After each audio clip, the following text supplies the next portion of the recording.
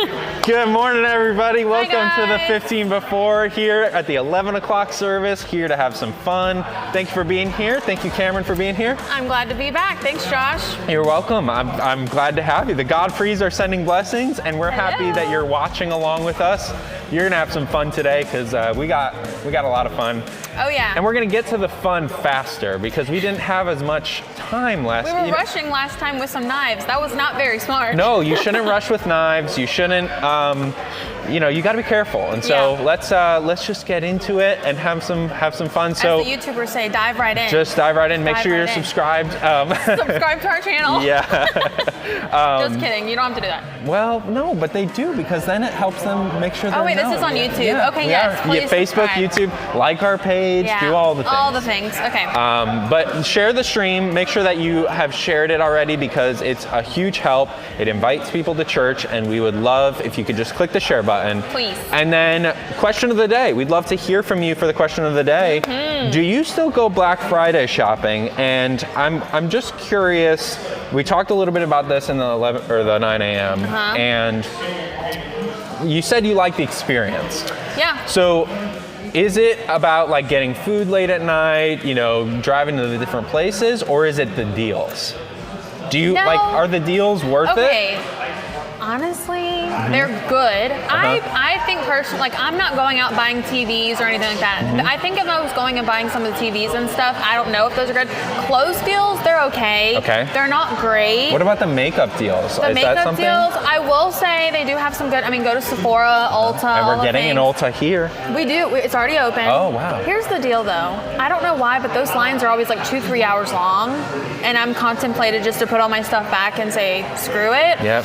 Because then you're wasting time in the line where you could be Exactly. going to another place. Which goes back to why people like Cyber Monday, because lines. they don't have to worry about that. No lines. I mean, But it's a good point. it's just fun. I think it's fun as long as you do it with the right people. Now, if you're going with people who are going to be complaining by like 12 o'clock, no, they don't. No, those aren't the people. You need I people agree. who are ready to rowdy all night long. Yep, I That's what agree. I think. I agree, and I think that to me, late night food is the only reason.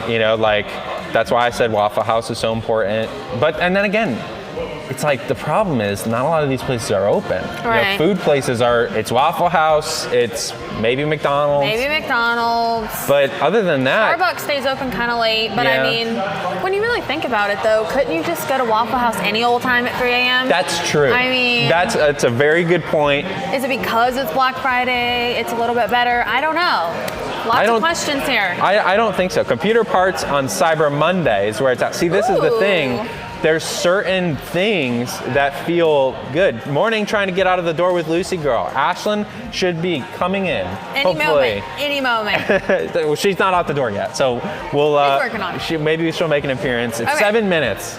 Okay. We'll have a timer on you and see if you Yes. can make it. Just kidding. But yeah, tell us your Black Friday thoughts. Is there anything that you think is important on Black Friday? Like we said, Cyber Monday is just as good sometimes. So maybe you just stay home in your jammies. Personal preference. Yep, absolutely. Yeah. Let's talk about what's happening here at Forest Park. We've got a lot happening, but we mainly want to talk about our Thanksgiving outreach Oh, yeah. because it's a big deal here. We wanted to make sure we got it promoted as soon as possible as well because it always overlaps with Angel Project. Yeah, and then it that's doesn't true. get as much. So we've got it going. We've made sure that everybody knows about it. And so this is where we give back to our community. We give 20 full, complete family meals to families in need. And so what are the important. things to donate? What do they need to donate? So the turkey, obviously. Yep. Stuffing, not dressing. Stuffing. True. Cranberry sauce. Cranberry sauce. With the ridges, as Josh says, it has from to the be. can. It has to be. Maybe like canned corn. Vegetables. Honestly, anything that you feel led to give. And then also a really great option is that it takes about $50 to put everything together. So if you can't shop, you can donate at fplive.org/give. Yep, right? that's perfect. And then that way, we'll do all the shopping for you, and you're still contributing to helping these families. Exactly. Yeah. It's a really easy way to do something like that makes a big impact on somebody's life.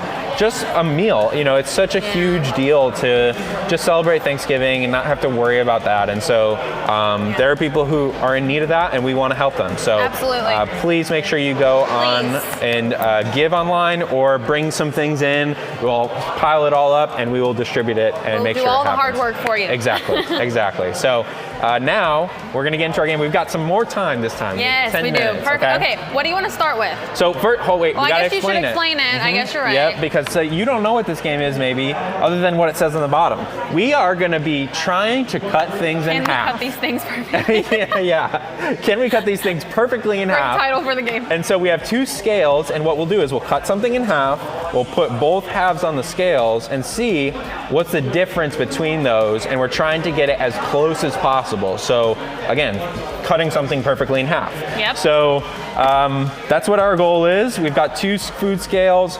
We were rushed in the past one, but I think we could do this. George, you want to play? Well, you and the knives. I don't think that's a great idea. With knives? You want to? I don't think we need to give you a knife, George. You can't. Let's. No, thanks, George. George, Morning, we're glad to have you say hi. That's what we're glad to have you do.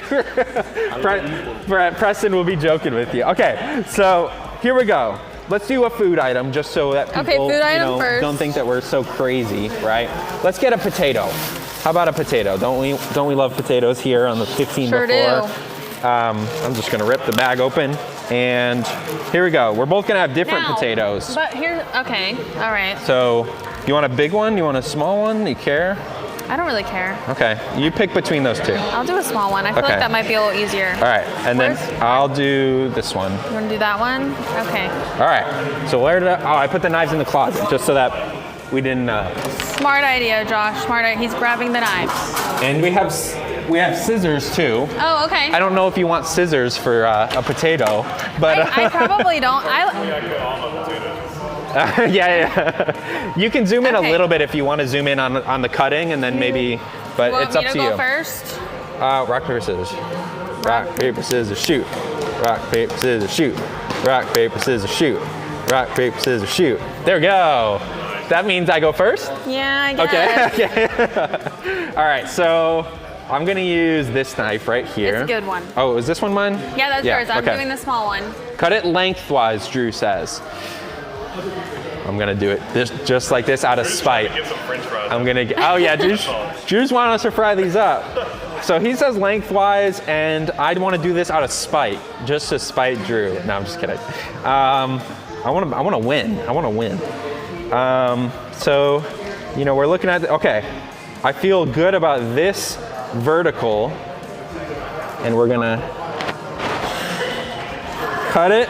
Oh, this one's definitely heavier. I can feel it. Well, it's okay. We'll see how close you got. Okay, let's see how close we got. We're gonna turn these on. We're gonna make sure we're zeroed out. Yep. And here we go. So this I think is heavier. What do we got? 85 grams. Okay. Okay, everybody. We are at 81. So a That's not that bad. 4 gram differential. Not that bad. Should we be using a different area of measurement, or a gram's good? A grams is accurate, grams is right? fine, okay. yeah. Your daily intake of starch limit too? Yeah. Yeah. Okay. It's serving sizes. Serving sizes. We need a. All right. Perfectly in half. You can do this. I believe in you. Our goal is to try and get it perfect, even. Cutting so strategically. Yeah. Oh, this is so off. Can you correct? I'm trying. And again, we can't shave off, it's one cut, right? So we're not gonna be dicing this potato up. That's so bad. I don't want to weigh it. Look, I know, but it doesn't look that bad. Josh. Oh, that one's heavier. It's horrible. Okay, we'll see. 52? This is gonna be bad. 52?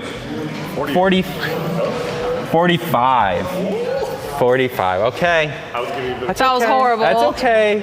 You'll get them Maybe in I'll the next redeem one. myself Yeah, you'll on the redeem next in one. All right. What's How do you do next? something really light like the, Should we do the styrofoam containers? that or the, didn't you have some rice cakes?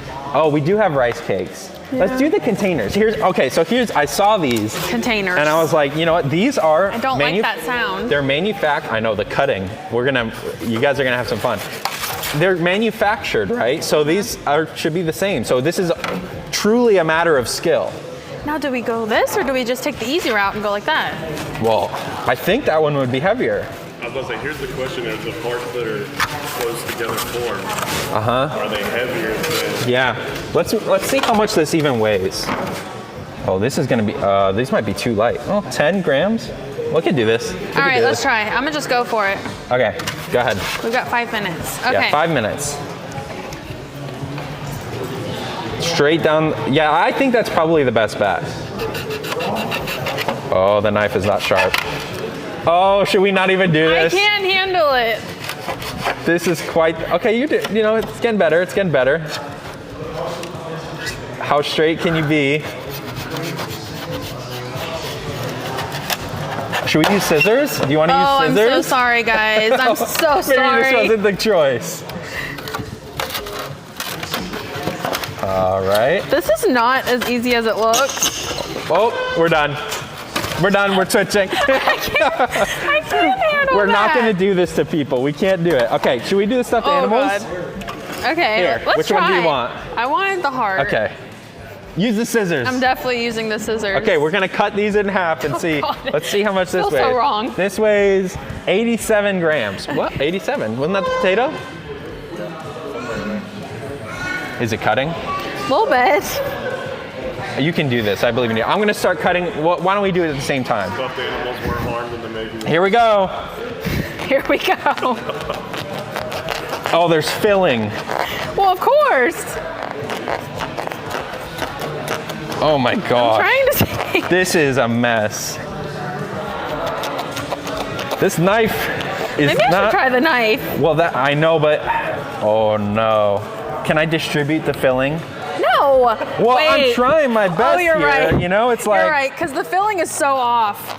Oh, this is we're so gonna bad. do our we'll do like one distribution of the filling, okay? This is so bad. We don't wanna.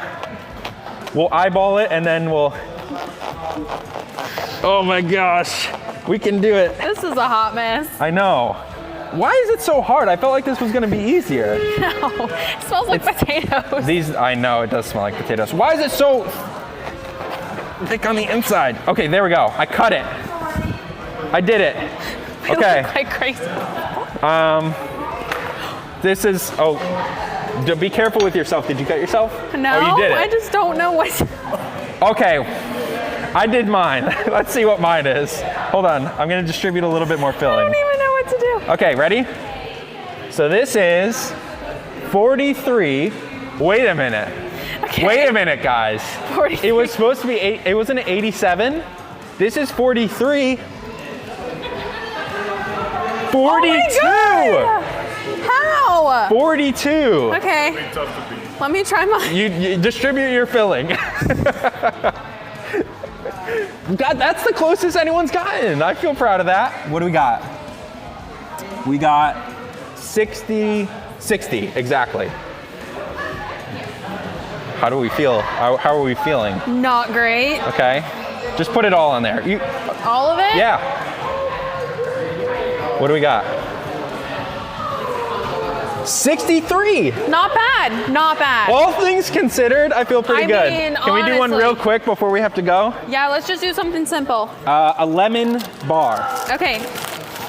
I got one too. This Ooh, is like I actually really like these. I know they're really good. You Yeah. can eat it after if you want. Lemon. These are lemon fiber one bars. One of my corners fell off, Oh, so I'll need no. to make sure That's that the it's love okay. of the game. I'm gonna add it. It's the love of the game, everybody. All right, Josh, are you ready for this? Yeah, mine is intact. Okay. These weigh 28 grams total.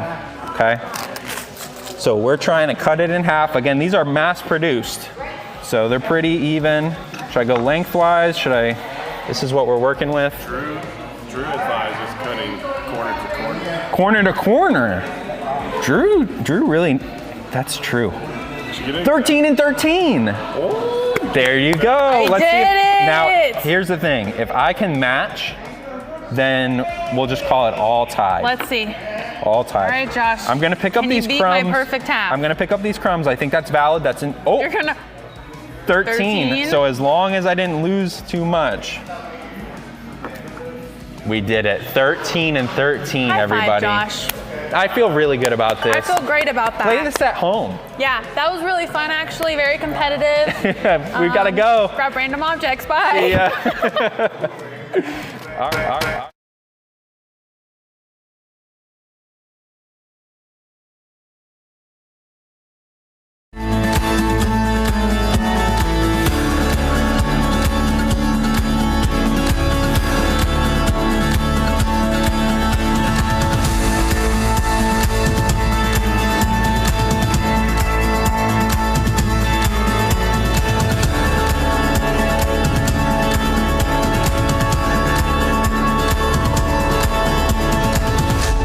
Good morning, Forest Park. Thanks for joining us this Sunday.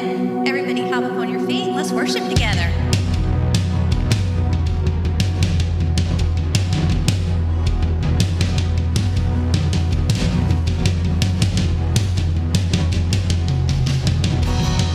Now the darkness fades into new beginnings as we lift our eyes to a hope beyond. All creation waits with an expectation to declare the reign of the Lord our God. Come on, church. We will not be moved when the earth gives way, for the risen one has overcome. And for every fear, there's an empty grave, for the risen one has overcome. Now the silence breaks in the name of Jesus, as the heavens cry, let the earth respond. All creation shouts with a voice of triumph to declare the reign of the Lord our God. We will not be moved when the earth gives way, for the risen one has overcome. And for every fear, there's an empty grave, for the risen one has overcome.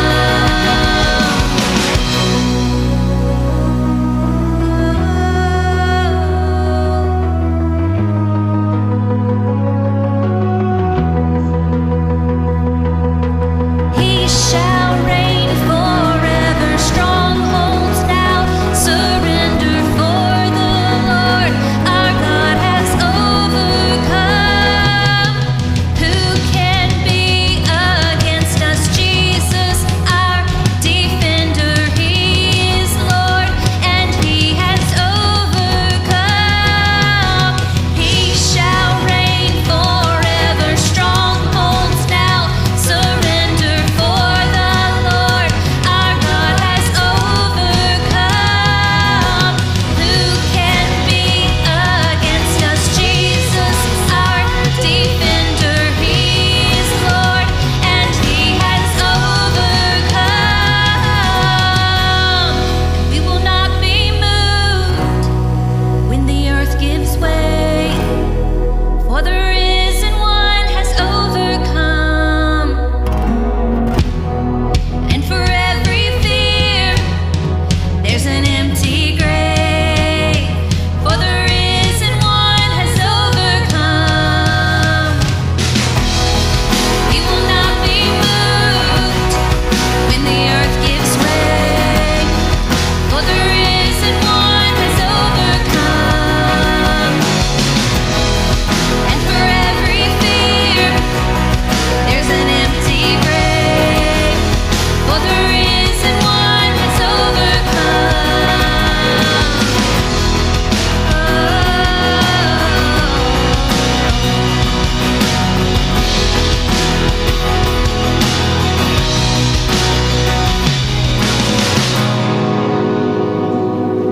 Forest Park, let's sing this next song together.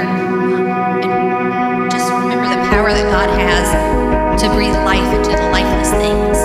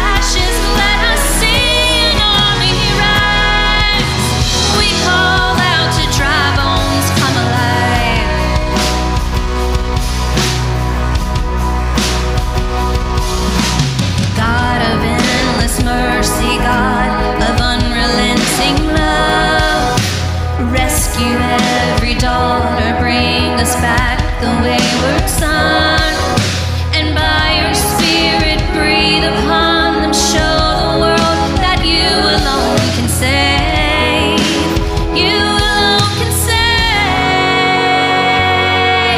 'Cause we call out to dry bones, come alive, come alive.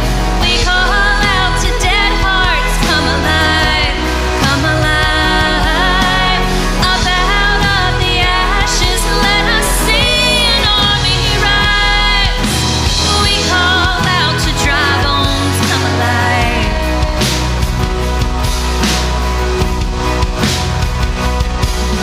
So breathe, oh breath of God, now breathe, oh breath of God, breathe, oh breath of God, now breathe. Breathe, oh breath of God, breathe, oh breath of God, breathe, oh breath of God, now breathe. We call out to dry bones, come alive, come alive. We call out to dead hearts, come alive, come alive. Up out of the ashes, let us see an army rise. We call out to dry bones, come alive, yeah. We call out to dry bones, come alive.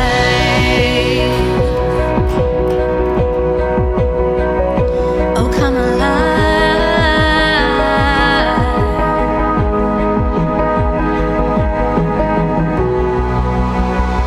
Amen. Forest Park, thank you so much for joining us today. As I mentioned before, whether you're here in person or online, I saw a quote this week and it really spoke to my heart and I wanted to share it with you guys. It said, "Who we are is God's gift to us, but who we become is our gift back to God." And I've tried really hard this week to stay off of social media because we're into the earthly things and the earthly people. But I just want us to remember as we sing this song that God is the giver of love and light and hope, and He restores and He heals hearts. And so as we sing this last song together, I just want us to focus on the goodness that God is doing in our lives. So let's sing this together.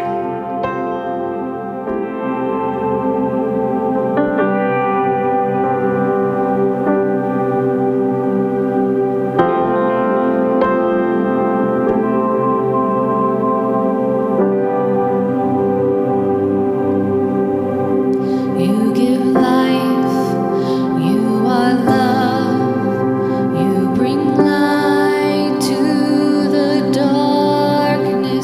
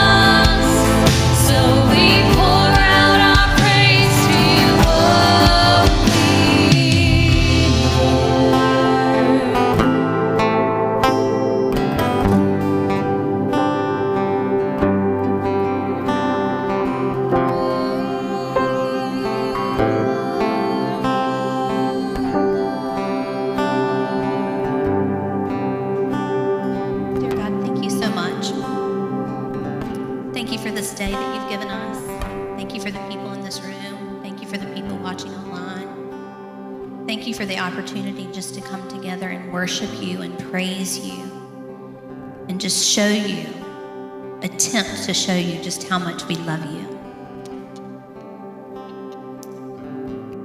I pray this prayer to you all the time, God, that there are people struggling with all kinds of things. And you are the only one that can bring life and love and joy to them and peace. I pray for Pastor Scott as he comes out and delivers his message to us. And I hope we use his words. I pray we use his words, God, to become a vessel, to share with people, to love on people, and to just bring people closer to you one step at a time. Because as Christians and as humans, that's our job. Just to bring people closer to you.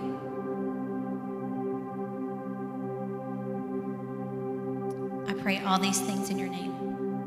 And I thank you for the sacrifices that you've made for us that we don't deserve. Thank you, Jesus. We love you, and we pray this in your name. Amen. You can be seated, church. Good morning. My name is Jason Monahan, and I serve on the First Impressions team here, and I'm going to lead you during the transition in our worship time from when we worship God with singing to when we worship God with our money.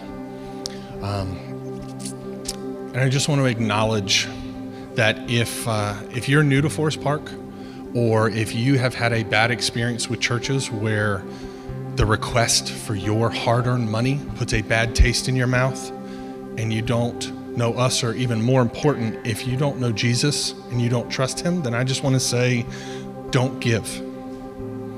I would never want anything to be a hindrance or an obstacle to you feeling safe enough to actually meet Jesus in a meaningful way. So if that is a stumbling block for you, then we just want to tell you, please don't give. We're going to be okay. If this is your home, we encourage you to be generous. There are a lot of people around our city, around our world that need help. And we feel like it's our responsibility to share what God has given us. But I understand if trust is a hard thing for you. I lost my faith in authority at a very young age. When I was in elementary school, I was in 5th grade. It was the first time I ever discovered student government. And relax, I'm not going to talk about politics. I'm the last person who will talk about that, especially right now. But I remember as a kid hearing the 6th grader on stage promise, if you vote for me, we will have chocolate milk every day, not just Thursdays. And I was so excited. I hated school. Lunch was my favorite subject. And somebody who could get us chocolate milk every day, I voted for them. I went out and campaigned for them. I wasn't even involved with them. I just told everyone I knew, we got to get this guy in office because we got to get chocolate milk every day. And he won. He got into office and nothing happened because I didn't know that a elected child doesn't have the ability to change the school lunch. He has no power. And so I just grew up believing all these people are fake anyway. None of them actually have power, so I don't care. So I'm not going to put my hope in any elected leader. I think they're all full of it. Please, those of you who are government teachers, don't get me after the service and lecture me on the, I get it, I voted, okay? But my point being, I was heartbroken. I had a number of different losses in my life that led me to lose faith in people that I thought I could trust. And so I realize and I acknowledge the fact that sometimes it's very difficult when somebody stands up here and says, give us your money, trust us, we want to do good things with it. But after this election, I realized that there are some people in this room who think America about to get great again. And there are some of you who think life as we know it is over. And let me just say, propose that maybe you're both wrong. that maybe life is not just about trying to figure out a way to make my life easier. Maybe it's about more than that. You see, one of the reasons that I love money so much is because it makes my life easier. And I think that that's what leads to a happy life. But Jesus says, I know you think that, but that's not true. I created you. I know you. I created this world. You've been duped into believing that a good life is a happy life, is an easy life. And especially in this country, do we believe that? And as Scott comes out and talks to you about the message today, we're going to get into the complexity of life itself. But I just want to propose that there is one person that you can put your hope in, you can put your trust in. There is one that has proven that they have your best interest in mind. And they actually have the power to not only give us chocolate milk every day, but to change our lives, our families. So I ask you to put your faith in him as you give. So first impressions, if you guys will come down, I'm going to pray. We're going to pass the baskets around. If you will, we're a little short-handed, so if you'll just help us by grabbing those baskets and handing them down to the next person. If you don't want to give, it's totally fine. Nobody's going to look at you weird, okay? Well, let's just pray. Heavenly Father, I thank you. I thank you that through all the people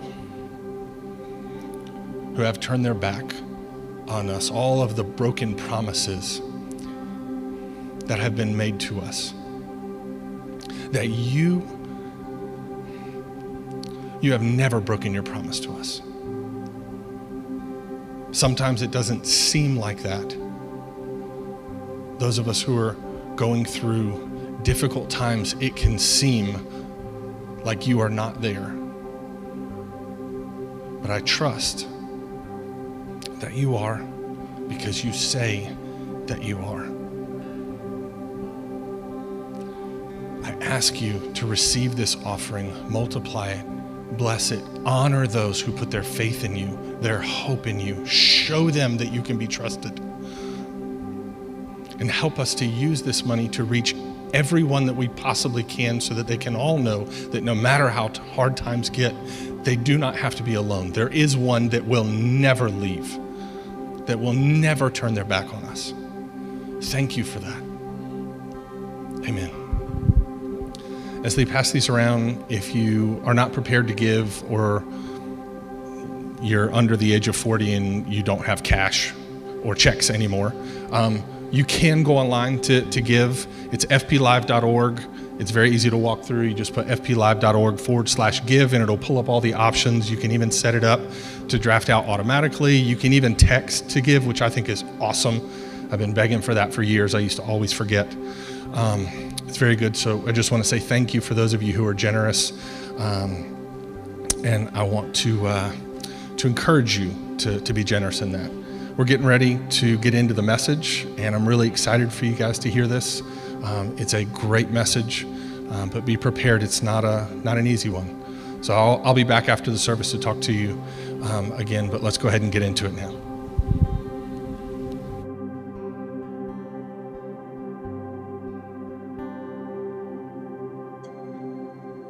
Gotta fix this. Get up there. Sadness, it's up to you. Me? Sadness? I can't, Joy. Yes, you can. Riley needs you.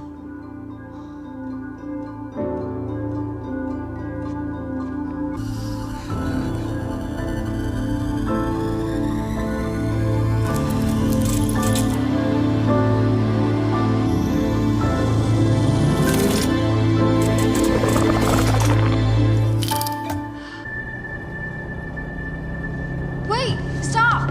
I want to get off!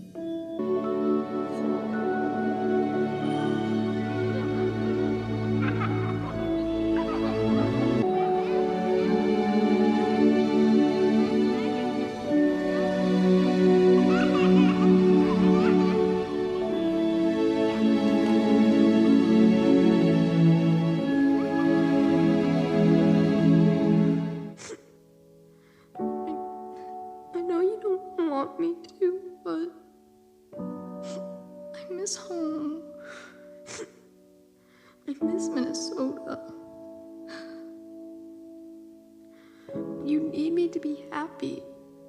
But I want my old friends and my hockey team. I want to go home. Please don't be mad. Come here.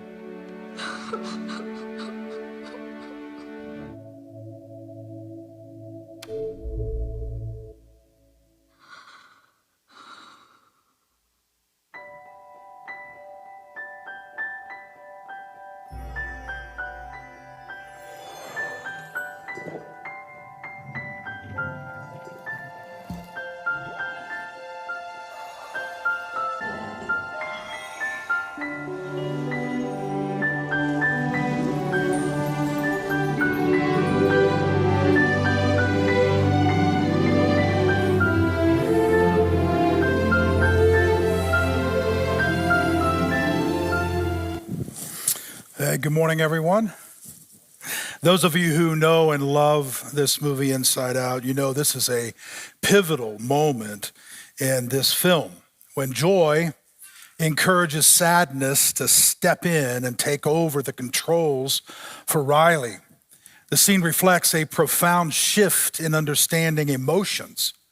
Joy, who has always been focused on keeping Riley happy, now realizes sadness plays an essential role in Riley's emotional health. This awareness comes after they discover a core memory, originally joyful, only became meaningful because sadness allowed Riley to process a difficult experience and seek comfort from her parents. Joy acknowledges Riley's well-being isn't just about being happy all the time. It isn't just about being happy all the time. I want to emphasize that. It's not just about being happy all the time, but embracing sadness as a way to connect with others and heal. So when joy invites sadness to take control, Riley can finally express her deeper feelings of homesickness and loss after moving to a new city. This scene that you just watched beautifully illustrates the importance of emotional balance and validates all emotions as vital parts of the human experience. Well, welcome to part one of our new series, Inside Out. I'm so excited that you are here. We're going to be in this over the next few weeks, exploring emotions, the power of emotions, why we have them, how they speak to us if we will listen, how God uses them to mature us, to grow us, and do some amazing things inside of us. So I'm glad you are here. You may or may not know this, but there are 7 basic emotions. There's joy, anger, sadness, fear, surprise, contempt, and disgust. I want you to look at that list. I want you to pay very careful attention to it. Everybody gathered here, everyone watching online, you are experiencing at this very moment one or more of these 7 emotions. Now, what do you notice about these 7 emotions? Look at them carefully. Imagine feeling 1 or 2 of them. What do you find interesting about them? Well, we've all felt them at one time or another. That is true. Some of us feel more of them than others. And as I said, you probably feel at least one of them at this very moment. Some of you are like, no, I don't see boredom up there anywhere. Okay. No reason to be rude, right? But beyond what I have mentioned, what do you notice about them? Here it is. 5 of 7 are uncomfortable.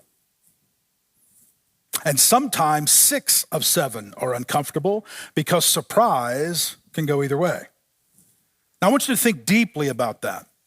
What does that mean when 5 of our 7 basic emotions are uncomfortable emotions? Or as Dr. Susan David says, 5 of 7 emotions reflect the dark side.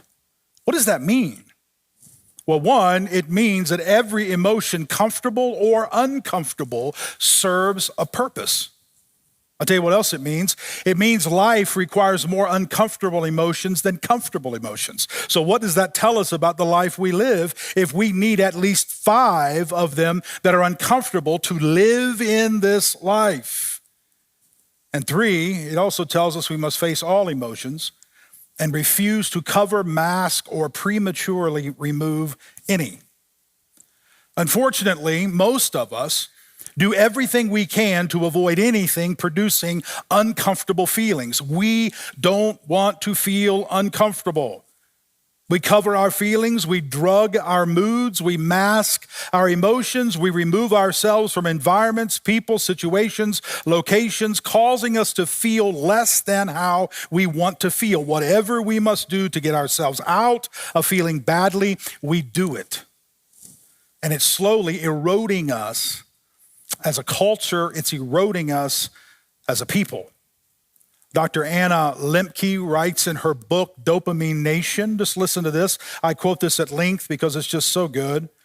She says, we're all running from pain. Some of us take pills, some of us couch surf while binge watching Netflix, some of us read romance novels. We'll do almost anything to distract ourselves from ourselves. Yet all of this trying to insulate ourselves from pain seems only to have made our pain worse. According to the World Happiness Report, which ranks 156 countries by how happy their citizens perceive themselves to be, people living in the United States reported being less happy in 2018 than they were in 2008. We are slowly becoming less happy as a nation. Researchers interviewed nearly 150,000 people across 26 countries to determine the prevalence of generalized anxiety disorder, which many people are diagnosed with. They found that rich countries had higher rates of anxiety than poor countries. The number of new cases of depression worldwide increased by 50%. From 1990 to 2017, the highest increases in new cases were seen in regions with the highest income, North America being number 1. Now I want you to think about this. From 1990, some of you have no idea. You weren't even born in 1990. Others of us were well on our way in 1990.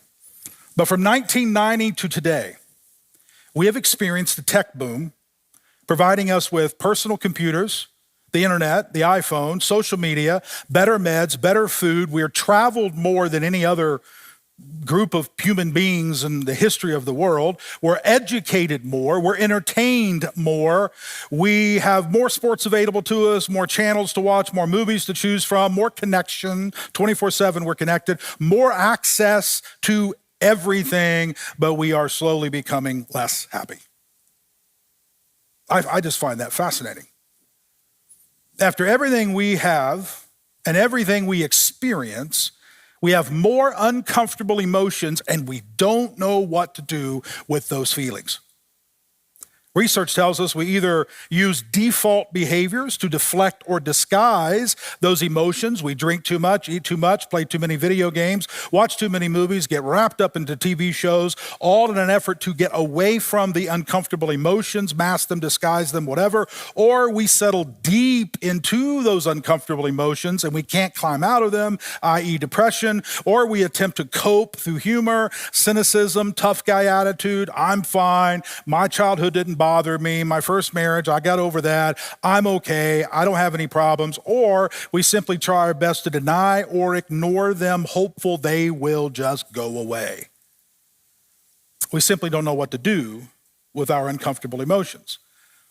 We try to displace them, suppress them, mask them, or who knows what else, but they won't go away. And if we do not interact with our uncomfortable emotions correctly, if we don't learn how to manage them, if we don't learn what to do with them, eventually they will control us. Are you familiar with the movie The Babadook? The movie follows Amelia, a grieving widow, and her young son Samuel, who is plagued by nightmares and behavioral issues. Their lives take a darker turn when they encounter a mysterious children's book, Mr. Babadook, which warns of a wicked creature. As the Babadook's presence becomes more real, Amelia spirals into paranoia and rage, isolating herself from the world and actually endangering her son.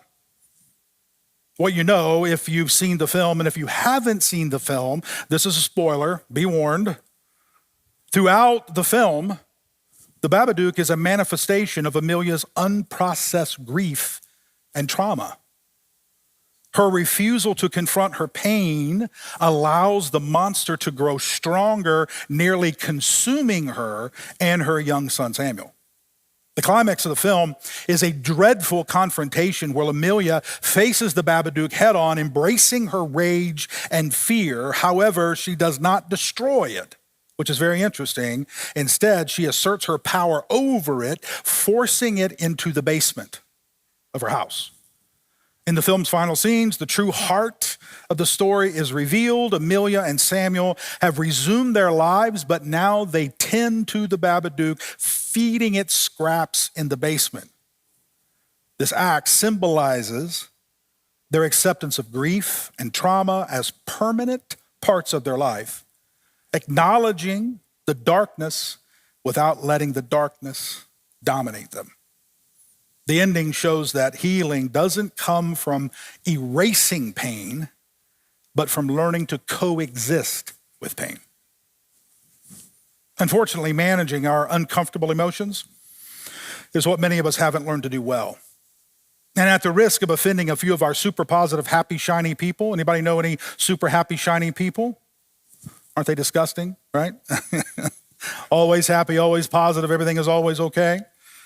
At the risk of attempting, or not attempting, but at the risk of actually offending some, I want you to understand this: an attempt to be positive when a negative emotion is necessary is a form of masking.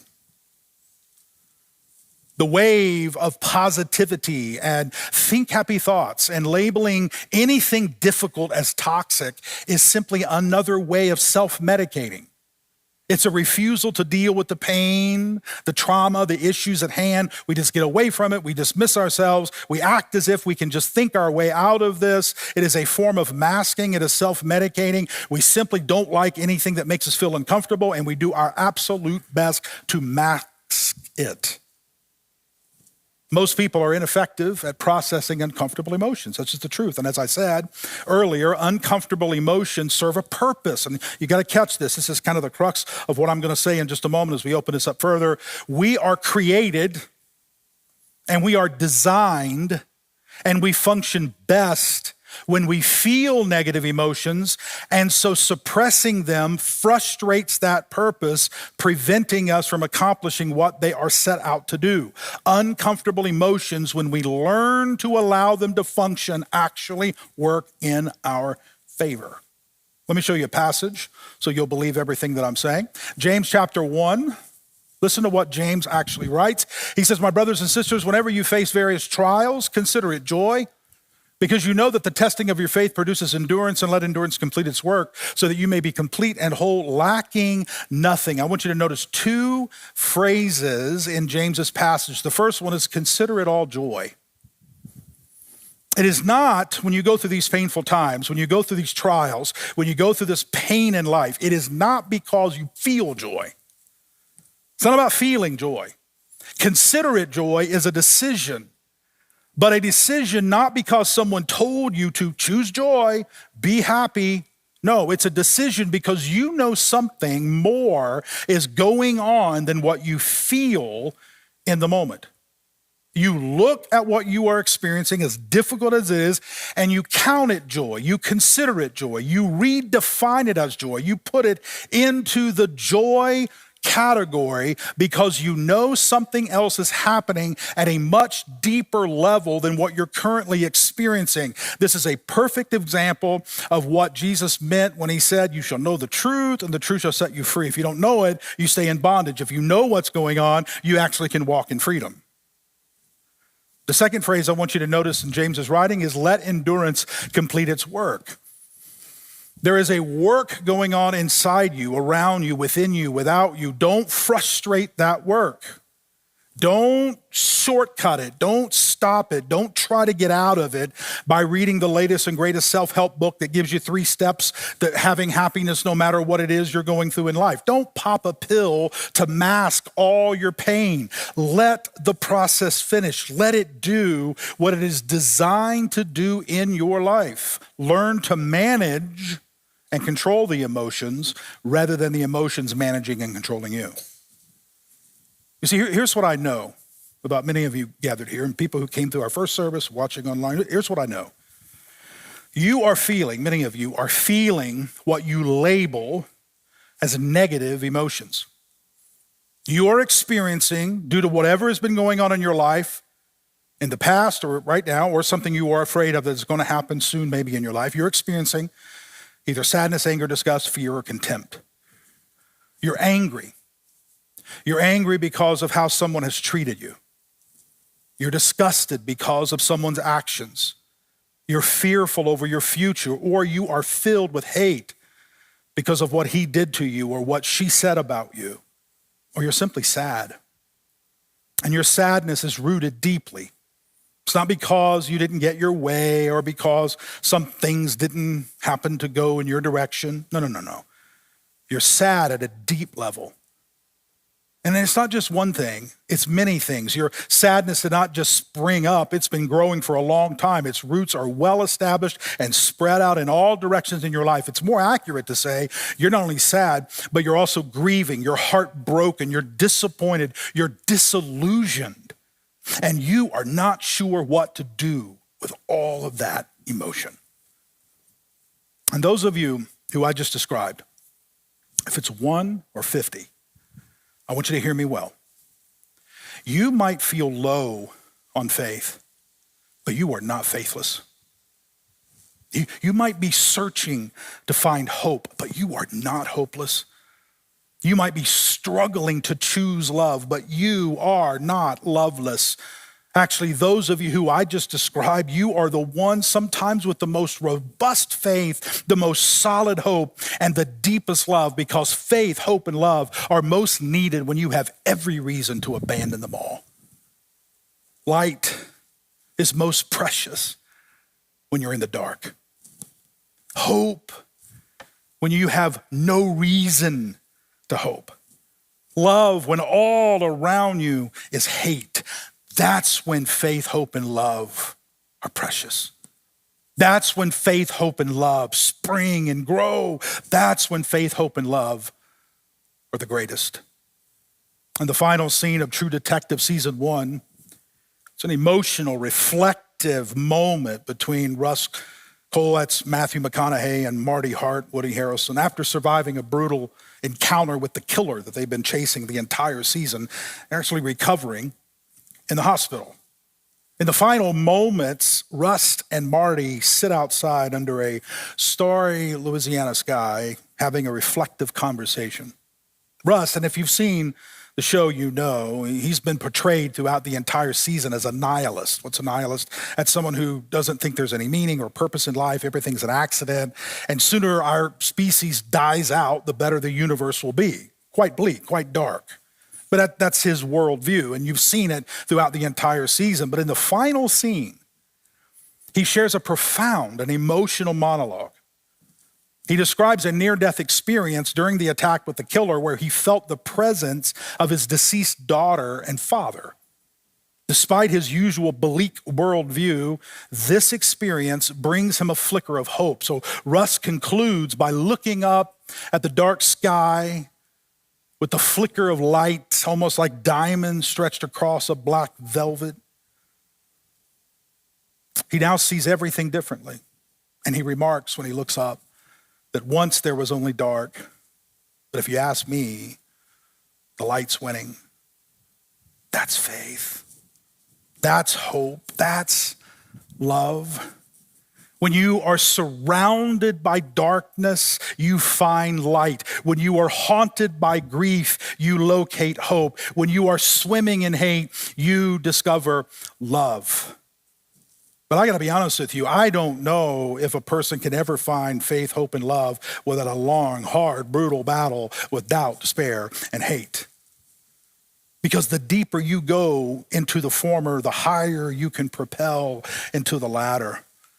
And here's the thing that many of us don't get, and this is not a judgment on you, nor is it a patronizing comment. I'm not standing on this platform looking down on anyone who doesn't get what I'm getting ready to say, but here it is. Joy rarely, if ever, arrives first.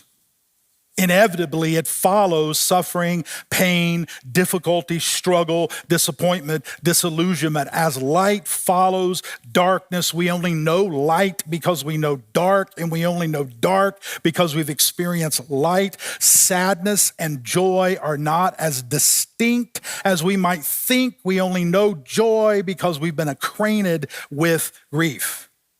Both are good. Both are necessary. Both must be attended to. Both teach us. Both mature us. Both are required. And if you only seek one, and most of us seek only the happy, if you only listen to one, if you only attend to one, you will be imbalanced and unhealthy. Listen to what Jesus says in John 16. He says, I tell you the truth, you will weep. You will weep and mourn over what is going to happen to me, but the world will rejoice. Notice you're weeping, they're rejoicing. You will grieve, but your grief will suddenly turn to wonderful joy. So you have the grief, the sadness, the pain. Eventually it turns into joy. That's the process that seems to always happen. Then he provides a perfect illustration of what I've been stumbling to explain. He says, it will be like a woman suffering the pains of labor. When her child is born, her anguish gives way to joy because she has brought a new baby into the world. The only way to bring this bundle of joy into the world is to endure months of discomfort, sleepless nights, searing pain through childbirth, but the joy following the pain is so beautiful, so euphoric, so worth whatever you have endured. Joy follows the pain. That's the process. And if we ignore the pain and we ignore the disappointment and we mask it all, we'll never get to the enduring joy. So you have sorrow now, Jesus says, but I will see you again. Then, when you've gone through the pain and you've gone through the suffering and you've gone through the grief and you've gone through that process, then you will rejoice. And when you have the kind of joy that comes through the right process, no one can rob you of that joy. For that joy is secure. That joy is true. That joy is real. Eventually, the joy you experience will be so deep, no one can take it from you. Listen carefully. This is one reason we must not try to get out of every pain we experience, mask every discomfort, numb every uncomfortable emotion. Our bodies, our minds are designed to process all emotions, whether desired or detested, whether pleasant or horrid, whether comfortable or painful. We don't need to remove, cover, mask, or deny all emotion, but understand each one, manage each one, process each one, and learn to color our lives with every shade and hue emotion provides. Think of emotions very much like a palette of paints and you like the brush. There are vibrant colors, not so vibrant colors, dark colors, bright colors, favorite colors, colors you don't prefer, but every color is needed to create the masterpiece. Some of us avoid every color we don't like, every emotion we don't like, every color that we think is dull, every emotion that is dull. We rob ourselves of these colors, but all the colors are needed to live life in the most creative way. One of the concerns within our culture is that we are so quick to cover uncomfortable emotions, we end up with only a handful of colors and we limit our creativity. Or in an effort to numb the uncomfortable emotions, we end up numbing them all. And we end up flat. Without uncomfortable emotions, but without comfortable ones either. We are emotional creatures. We are designed and created to feel emotion, all emotion, joy, anger, sadness, fear, surprise, contempt, disgust, and they're all good and they should all be experienced. Why? Because our emotions are talking to us. They're saying something. They are communicating. I love what Audrey Colbert says. I love this. She says, God created our bodies to tell a story about our joy plus our pain. Our joy plus our pain. May we become attentive listeners when they speak. They're saying something. Listen. Listen. I believe it was C.S. Lewis who said that God whispers in our joy, but he shouts in our pain.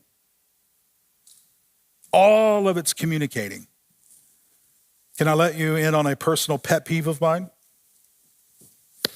Thank you for the encouragement. I detest anyone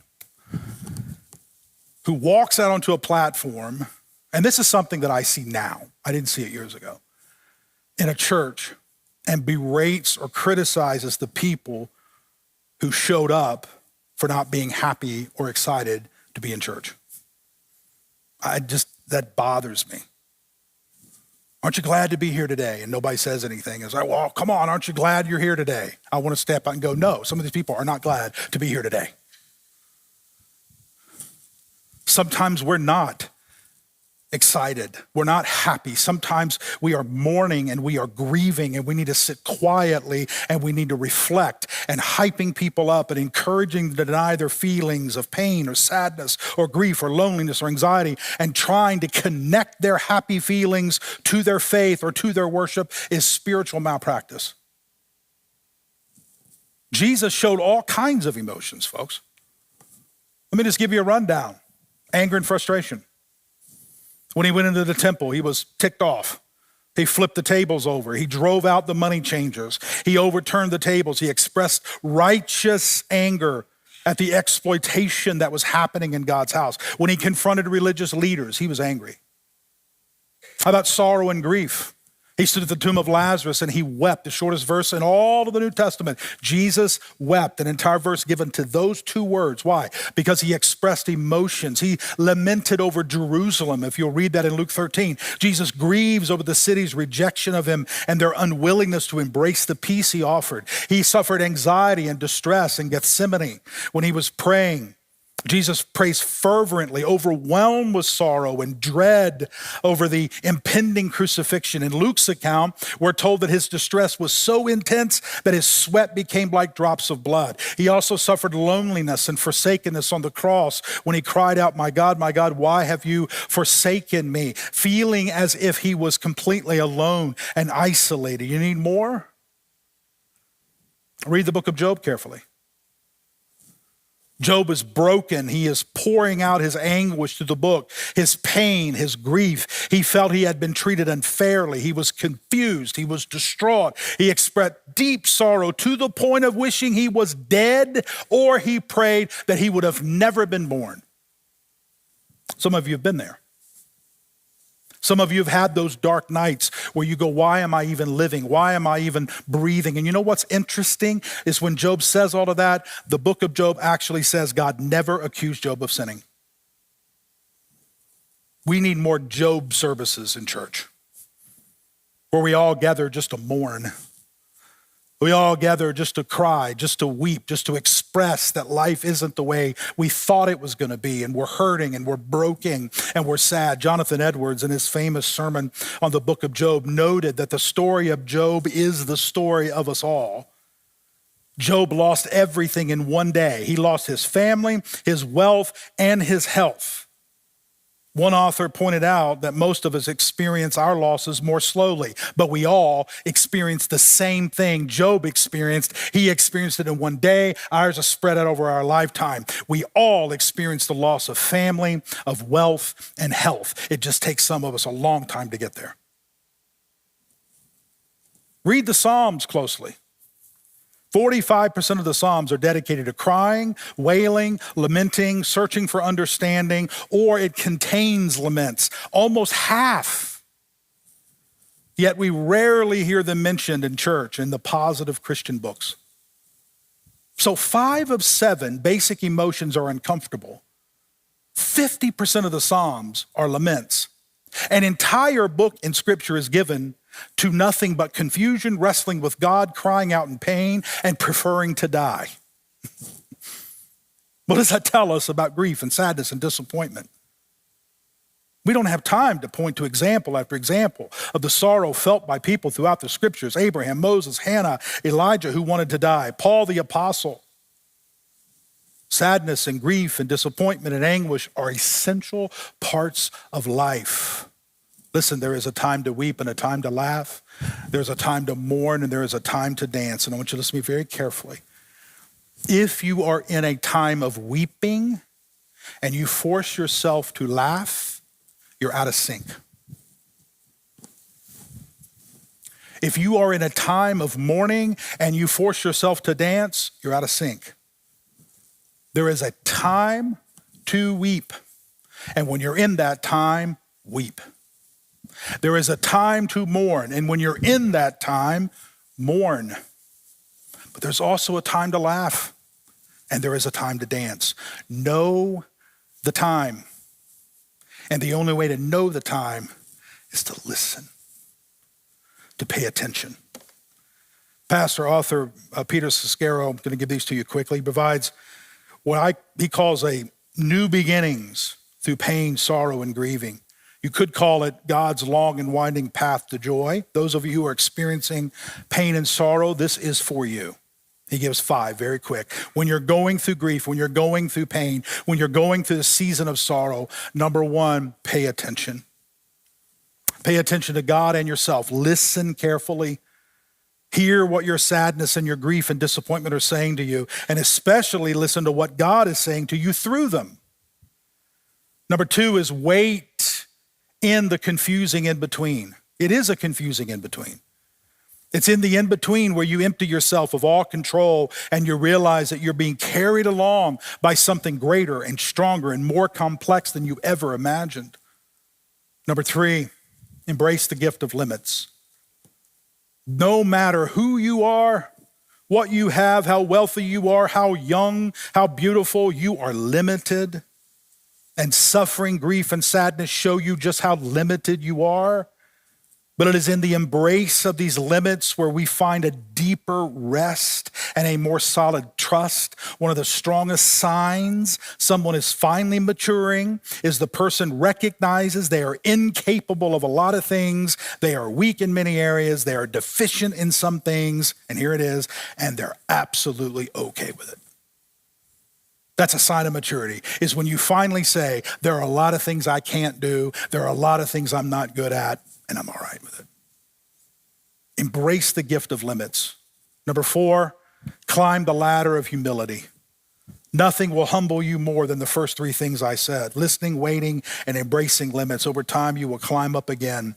But when you climb back up again, you'll be much more humble than when you started. And the last one is let the old birth the new, but in his time. Daylight only emerges out of darkness.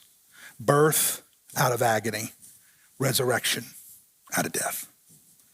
And each after a long waiting process.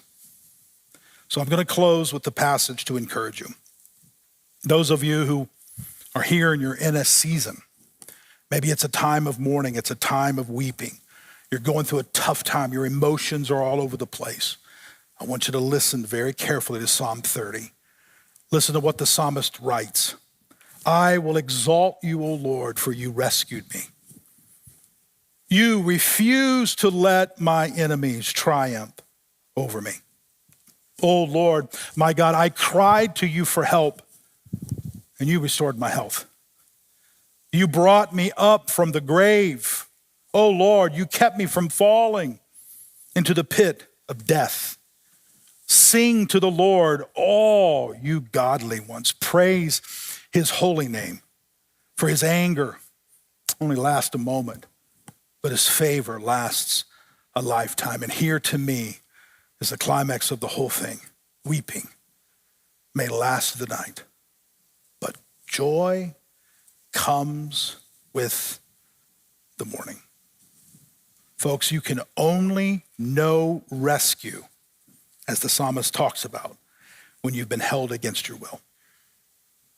You can only know restored health when you've been sick. You can only know being brought up from the grave when you were confident you were going into the grave to stay. And you can only know joy with the morning when you've wept through a night of sorrow. It all comes together. Process it, deal with it, cry out, and watch the process complete. And joy will come, and it'll be a joy that no one can take away from you. Let's pray. Father, I know there are people gathered in this room who are watching online also, who are going through a very difficult time. They feel as if life is upside down, inside out. They wonder what they're going to do, how they're going to face tomorrow. There's fear, there's regret, there's confusion, there's darkness. Father, I pray that you will teach us how not to mask those feelings, not to run from those feelings, not to cover up those feelings, but process those feelings. And watch how you teach us in those moments. Watch how you teach us through those moments, how to mature, how to grow, how to be a different person on the other side. And Father, I pray that as dark as the night is and as cold as it seems, the sun will rise in the morning and the warmth will pour over the horizon. And I pray that as our faith rises, we will be secure in your love and secure in your mercy. Speak into our church family, speak into our lives, and teach us what it means to be healthy emotionally, spiritually, relationally, in all areas. And we ask these things in the name of Jesus. Amen. It was such a good message. I'm so grateful to be able to come to a church that is led by a pastor and a team that is willing to dive into some of these dark subjects and be able to face them head on. You know, I was thinking backstage, I have a reputation, especially if you go out to eat with me, of being a pessimist, being kind of negative, which I don't appreciate, but I think what I've realized is it's not that I'm afraid to be positive or I don't have the ability to be positive, but it's hard for me when people aren't willing to acknowledge the reality of what isn't great first, to kind of have a place of truth to start from. And I am grateful that that they're willing to do that here, to speak about what is true, even if it's not fun or easy to talk about. In fact, if you're new here and you thought you were coming to a church made up of a bunch of good people and you were going to come learn how to be a good person too, you walked into the wrong place. You stumbled into a meeting of misfits. We are the rejects of this city.